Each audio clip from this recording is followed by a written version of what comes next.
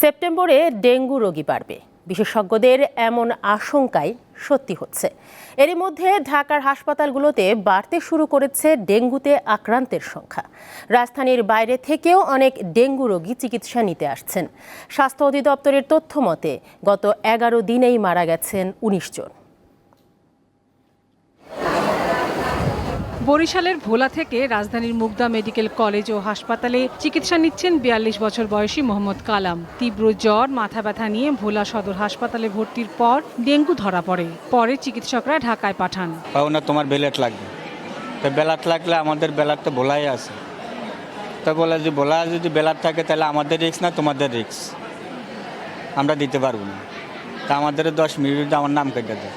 একই হাসপাতালে 10 দিন ধরে ভর্তি আছে রাজধানীর ডেমরার 14 বছর বয়সী সিফা। তার অবস্থা ক্রমেই খারাপ হয়েছে। 8 দিনের মধ্যে কোনো রক্তের কোনো পয়েন্টও বাড়ে না, শুধু কমতাছে। কমতে 12,000 হয়েছে, পরে কালকে 1 ব্যাগ রক্ত দেওয়া হয়েছে।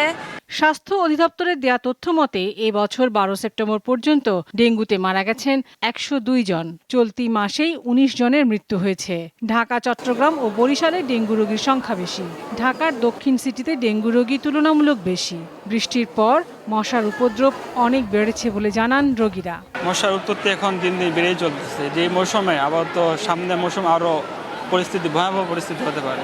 মাঝে মাঝে সিটি কর্পোরেশনের লোক এসে মেরে যায়। চিকিৎসকরা বলছেন এবার 1 থেকে 2 দিনের মধ্যে রোগীর অবস্থা খারাপ হওয়ার লক্ষণ কম।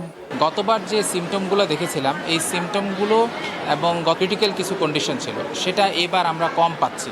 যেমন গতবার পেশেন্ট আসতো, শক নিয়ে আসতো, পেশেন্ট দেখা যাচ্ছে যে আনকনশাস হয়ে আসতো, পেশেন্ট দেখা যাচ্ছে যে তার ব্লিডিং হচ্ছে, রক্তপাত হচ্ছে। এই সিমটমগুলো এখন কম। ডেঙ্গু মোকাবেলায় প্রয়োজনীয় চুক্তিভিত্তিক লোক নিয়োগ করে ময়লা ও জমে থাকা পানি নিষ্কাশন ও মশার ওষুধ ছিটানোর পরামর্শ দিয়েছেন বিশেষজ্ঞরা। এই ডেঙ্গু পরিস্থিতিকে এখনই যদি আমরা নিয়ন্ত্রণ করতে না পারি, তাহলে আগামী দিনগুলোতে পরিস্থিতি আরও ভয়াবহ হবে বলে আমাদের গবেষণা মডেল বলছে। যেই বাড়ি থেকে ডেঙ্গু রোগীটি হয়েছে সেইটাকে কেন্দ্র করে 200 মিটার পেরিফেরি ধরে সেইখানে ফগিং করে উড়ন্ত মশাগুলোকে মেরে দিতে হবে। এডিস মশাকে লার্ভা অবস্থায় আমাদেরকে ধ্বংস করতে হবে। এদিকে এডিস মশার ঘনত্ব নির্ণয় জরিপ কার্যক্রম অনেক দিন ধরেই হচ্ছে না। এ বিষয়ে জানতে চাইলে সংশ্লিষ্ট কেউ কথা বলতে রাজি হননি।